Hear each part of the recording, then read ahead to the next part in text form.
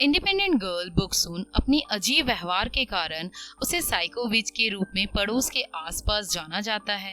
वे बहुत स्मार्ट नहीं है, फिर भी वे इस दुनिया की बहुत बहादुर महिला है जो एक सीरियल किलर से अपना रिवेंज लेती है। Hi guys, welcome back to my channel movies tribe. आज की प्रेजेंटेशन है मॉन्स्टर, जो 2014 में रिलीज हुई थी और IMDb की ओर से 5.6 आउट ऑफ 10 की रेटिंग दी गई है। मूवी की स्टार्टिंग में हम बुक्सुन को देखते हैं जो एक मार्केट में कुछ सब्जियां बेच रही होती है। अचानक से उसे नींद आती है और वे वहीं कुछ देर के लिए सो जाती है और इसी बीच बुक्सुन की दादी उसके सपनों में आती है। वे बताती है कि मैं तुम्हें बहुत मिस करती हूँ, तुम्हारी मम्मी भी तुम्हें छोड़कर चली गई है और तुम स्कूल भी नहीं जाती हो, कड़ी मेहनत करके पैसे कमाती हो और अपनी बहन इंजोंग की एजुकेशन के लिए भी सेव करती हो। तुम्हारी मॉम ने तुम्हें गिरा दिया था, इसलिए थोड़ी कमजोर हो। फिर बुक्सुन की आंखें खुल जाती है। इधर इक्सेंग को दिखाया जाता है जो एक बिजनेसमैन के पास एक मीटिंग के लिए जाता है और वह बताता है कि उसके फैक्ट्री में एक वर्कर काम करती थी जिसकी सैलरी कम थी। वे बहुत सारे लोगों को भड़काकर स्ट्राइक करती है और समझाने के बाद भी नहीं मानती है। मैंने गुस्से से उस पर हाथ उठा दिया और ये रिकॉर्डिंग करके मुझे ब्लैकमेल भी करती है। वे $300,000 मुझसे मांगती है। बिजनेसमैन की वाइफ एक बार में काम करती है। बिजनेसमैन योंगजू $300,000 इक्सेंग को उस वर्कर को देने के लिए देता है, पर इक्सेंग उस पैसे से अपने लोन का पेमेंट कर देता है। मूवी फ्लैशबैक जाती है। इक्सेंग का बचपना दिखाया जाता है। इक्सेंग अपने घर में बैठकर बहुत निराश होते हुए रो रहा होता है क्योंकि उसके फादर ने उसे मारा है। वहाँ पर उसका छोटा भाई आता है और पूछता है, क्या तुम्हें उन्होंने फिर से मारा है? मैं क्या मार दूं या फिर तुम मेरे साथ खेलोगे?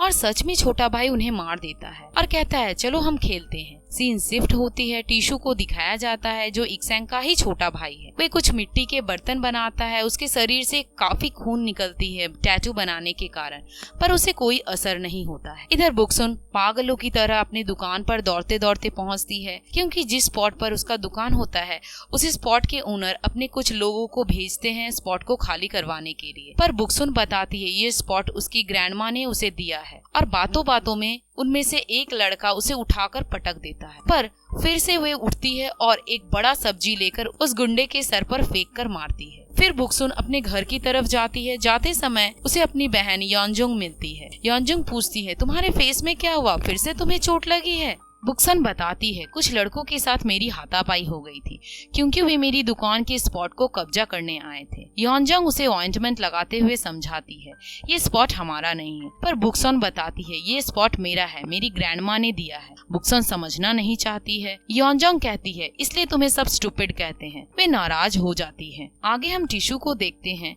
जिसे उसके भाई इक्सेंग का कॉल आता है। वे एक बार में मिलते हैं। इक्सेंग एक लड़की को मारने का काम टिशू को देता है। जो लड़की इक्सेंग का रिकॉर्डिंग करके उसे ब्लैकमेल करती थी। टिशू कहता है तुम इतने साल कहाँ थे? तुम्हारा कोई अता पता नहीं था, तुमने नंबर भी अपना चेंज कर लिया था, अब आते ही मुझे एक काम सौंप रहे हो। इक्सेंग सॉरी कहते हुए बोलता है छोड़ो कोई बात नहीं। पर जब ये दोनों बातें करते हैं कुछ कस्टमर जोर जोर से आपस में बातें कर रहे होते हैं। इक्सेंग डिस्टर्ब फील करता है। टिशू जोर से उन्हें बास्टर्ड कहता है।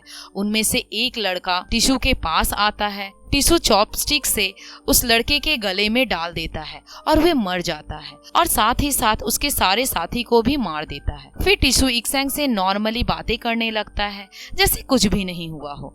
टिशू मॉम के बारे में पूछता है और अपनी मॉम के लिए कुछ पैसे भेजता है। आगे हम ग्योनारी को देखते हैं जिसके पास उनके लैंडलॉर्ड आती है और उसके सिस्टर के बारे में पूछती है और रेंट जल्द से जल्द देने की बातें करती है, नहीं तो घर से निकाल दिया जाएगा। सिस्टर घर पर होते हुए भी वे लैंडलॉर्ड के सामने नहीं जाती है। नारी घर के अंदर आती है, लैंडलॉर्ड की बातें अपनी सिस्टर को बताती है। फिर सिस्टर अपनी बहन नारी से उसकी 3 विशेस पूछती है। वे बताती है हमारा एक डॉग हो, हमारा एक अपना घर हो जिसमें हम दोनों एक साथ रहें। नारी पूछती है क्या मेरी विशेष सच में सच हो सकती है? सिस्टर कहती है हाँ, बहुत जल्द। एक्चुअली इक्सेंग को $300,000 के लिए जो ब्लैकमेल करती है ये वही लड़की है। इसे पैसे इक्सेंग से मिलने वाले थे जिससे अपनी बहन के सपने को पूरा कर सकेगी। इधर गेट पर फिर से कोई नॉक करता है। गेट पर कोई और नहीं बल्कि टिशू होता है और कहता है फोन रिटर्न करो जिससे तुमने रिकॉर्डिंग की थी। पर योनही, नारी की सिस्टर, वे पैसे के बारे में पूछती है और कहती है फिर से तुम्हें बॉस ने खाली हाथ भेज दिया। एक्चुअली 2-3 दिन पहले बॉस ने कुछ लड़के को उसे डराने के लिए भेजा था, पर योनही नहीं डरी थी। टिशू बताता है तुम पैसे को भूल जाओ, फोन रिटर्न करो। योनही गेट बंद करने ही वाली होती है। टिशू कहता है तुम यदि गेट बंद कर दी तो मैं तुम्हें जान से मार दूंगा। योनही गेट बंद करती है। टिशू बाउंड्री से छलांग लगाकर घर के अंदर जाकर योनही को जान से मार देता है। किचन में नारी बर्तन धो रही होती है। उसे कुछ अजीब सा लगता है। वे डर कर गेट खोलती है।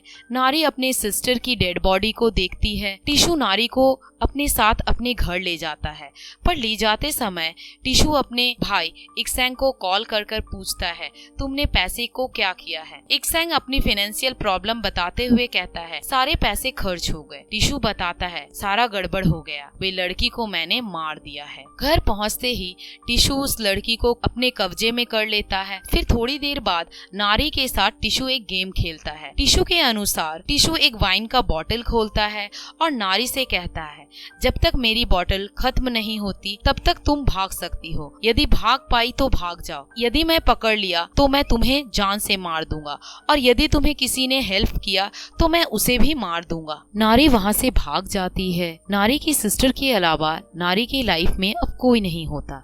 अब वे पूरी अनाथ हो जाती है। आगे हम बुक्सों को देखते हैं।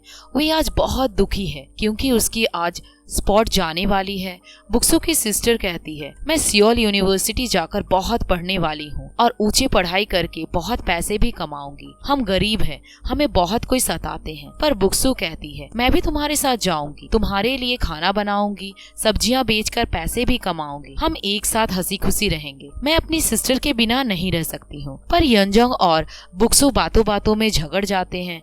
फिर दोनों हंसने लगते हैं। तभी नारी वहाँ पहुँचती है। नारी से पूछा जाता है तुम्हारा नाम क्या है, तुम कहाँ रहती हो, तुम्हारे पेरेंट्स कौन हैं? पर वे कुछ भी जवाब नहीं देती। फिर तीनों एक साथ डिनर करते हैं।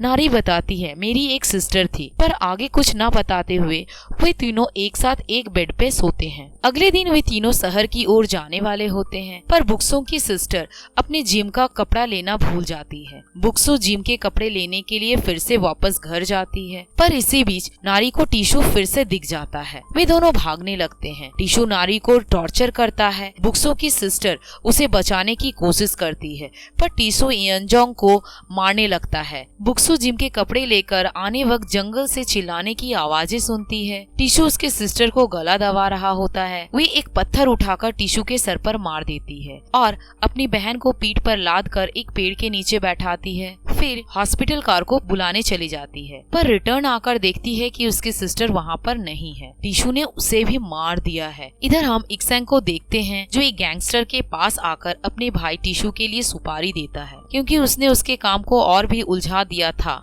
फिर बुक्सुन के पास एक पुलिस आते हैं। बुक्सुन बताती है कि उसकी सिस्टर मिसिंग है और साथ ही टिशू के बारे में भी बता देती है। बातों बातों में वे यह भी बोलती है कि उसकी सिस्टर के साथ फाइट हुई थी। पुलिस मिसिंग की रिपोर्ट लिखते हैं। कहते हैं कि किसी के साथ फाइट होने से एक ऐसे ही कहीं चले जाते हैं और गुस्सा शांत होने के बाद वे खुद ही लौट आते हैं। बुक्सुन के ज्यादा बोलने से पुलिस उसे स्टूपिड समझते हैं और रिपोर्ट रजिस्टर करते हुए वहाँ से चले जाते हैं। इक्सेंग उस गैंगस्टर को लेकर टिशू के पास जाता है और टिशू से पूछता है क्या तुम्हें फोन मिला? वे नहीं बताता है और उसे कहता है कि मैंने उस लड़की को मार दिया है और उसकी छोटी बहन भी भाग गई है। यदि उसकी बहन किसी को कुछ बता दी तो टोसू बताता है मैं उसे ढूंढकर मार दूंगा। इक्सेंग को बहुत गुस्सा आता है। वे चिल्लाने लगता है। इसी बीच गैंगस्टर वहाँ पर आ जाता है। टिशू उसके बारे में पूछता है और कहता है इसे तुमने क्यों लाया है? इक्सेंग बताता है ये मेरा फ्रेंड है। टिशू और गैंगस्टर दोनों झगड़ने लगते हैं। इक्सेंग डरकर गाड़ी के पास चला जाता है और इसी बीच टिशू इस गैंगस्टर को भी मार देता है। फिर इक्सेंग के पास जाता है। इक्सेंग घबराकर एक चाकू निकालता है, पर टिशू उसे कहता है जाने दो, क्यों नहीं हम एक साथ डिनर करते हैं अपनी मॉम के साथ। दोनों अपनी मॉम के पास जाते हैं। उसकी मॉम का एक छोटा सा होटल होता है,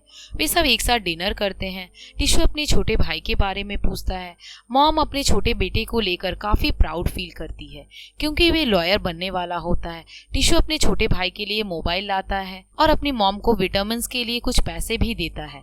फिर टिशू कहता है, क्या तुम्हें याद है मैं जब छोटा था 2-3 दिनों तक मुझे रूम में बंद कर देती थी। मॉम कहती है, वाह तुम्हारी याददाश्त तो काफी स्ट्रॉन्ग थी। टिशू अपनी मॉम से कहता है, तुम्हें लगता था कि मैं हमेशा चोरी करता था, पर वे मैं चोरी नहीं बल्कि इक्सैंग करता था।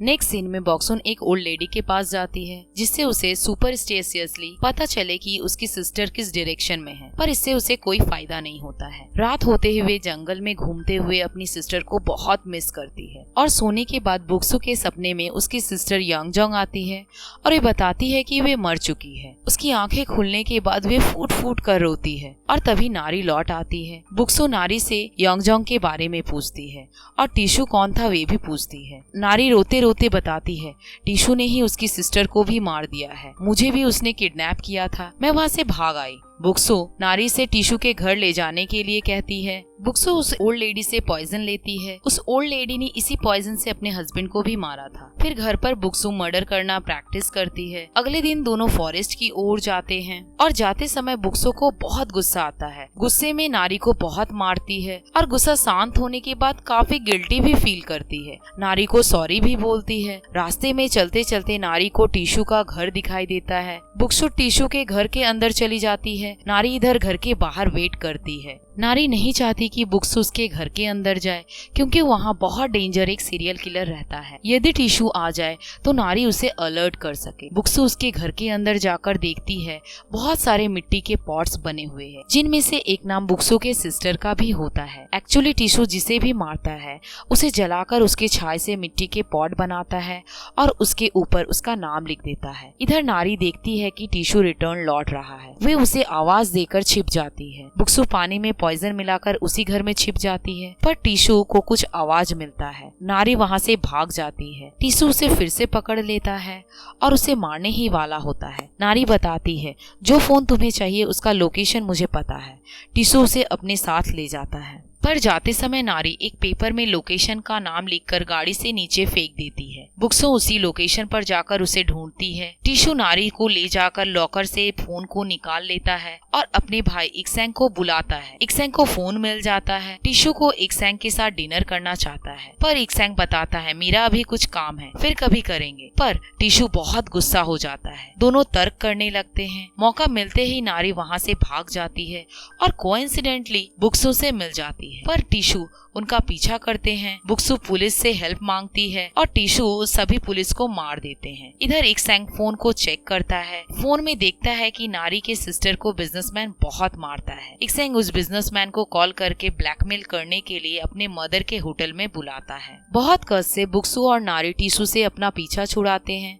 फिर इन दोनों को बहुत जोर से भूख लगी होती है। नारी एक शॉप से ट्रे से भरे खाना को चोरी कर लाती है, पर बुक्सु वहाँ नहीं होती है। दोनों बहुत अपसेट हो जाते हैं। दोनों काफी रोते हैं। फिर दोनों मिल जाते हैं और एक दूसरे से प्रॉमिस करते हैं वे फिर से कभी भी अलग नहीं होंगे। इधर इक्सैंग कुछ गैंगस्टर से डील करता है और उसके मदर के होटल में ही टिशु को मारने का प्लान करता है। बुक्सु और नारी पेट भर के खाना खाते हैं। बुक्सु नारी से पूछती है, क्या तुम मेरे साथ रहोगी? मैं अच्छा खाना बनाती हूँ, तुम्हें स्कूल भी भेजूंगी। मेरी सिस्टर भी पढ़ने में काफी अच्छी थी। फिर रोड पर दोनों घूमते हैं, पर अचानक से फिर से टिशु उन्हें देख लेता है। दौड़कर नारी और बुक्सु पुलिस स्टेशन के अंदर चली जाती है। कुछ पल के लिए तो दोनों बच जाते हैं, पर जब बुक्सु वॉशरूम जाती है टिशु उसे फिर से अपने साथ ले जाता है और पुलिस को अपना लोकेशन दे जाता है। इधर इक्सैंग टिशु को कॉल करके अपनी मॉम के होटल में डिनर के लिए बुलाता है जिससे अपने प्लान में सक्सेस हो सके। टिशु अपनी मॉम के होटल में पहुंचता है। मॉम बताती है, तुम्हें बचपन में तुम्हारे पेरेंट्स मेरे घर के गेट के बाहर छोड़कर चले गए थे। मेरे हस्बैंड और बहुत सारे फ्रेंड्स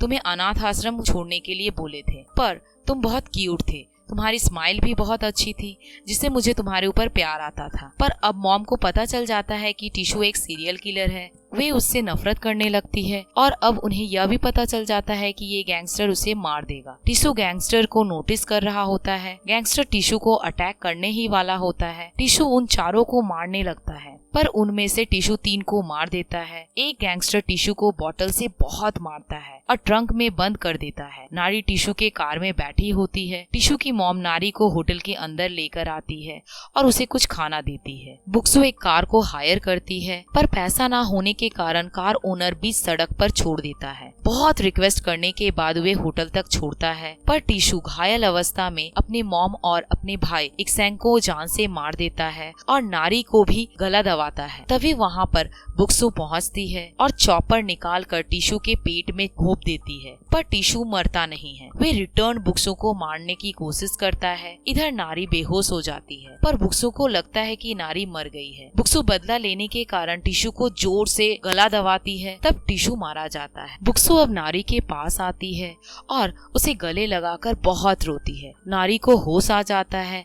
बुक्सु को लगता है कि वे मर गई थी और वे बार बार पूछती है, क्या तुम मर गई हो? फिर दोनों एक दूसरे को आई लव यू कहते हैं। इसी बीच बिजनेसमैन आता है और फोन मांगता है। बुक्सु फोन रिटर्न कर देती है। आगे हम देखते हैं कि बुक्सु की लाइफ बहुत अच्छी हो जाती है। नारी अब स्कूल जाती है। दोनों साथ अच्छे से रहते हैं। नारी जब स्कूल से लौट रही होती है, बुक्सु के पास बहुत पैसा होता है। ये पैसा उसी स्पॉट ओनर का होता है जिसे मूवी के स्टार्टिंग में बुक्सु के साथ लड़ाई हुई थी, जिसे बुक्सु ने सब्जी फेंक कर मारा था और उसके पैसे भी रख लिए थे। अब बुक्सु और नारी हैप्पीली अपना लाइफ स्पेंड करते हैं और मूवी यहीं समाप्त हो जाती है। मूवी आपको अच्छी लगी हो तो मेरे कमेंट बॉक्स में जरूर बताएं। Keep watching, thank you and take care.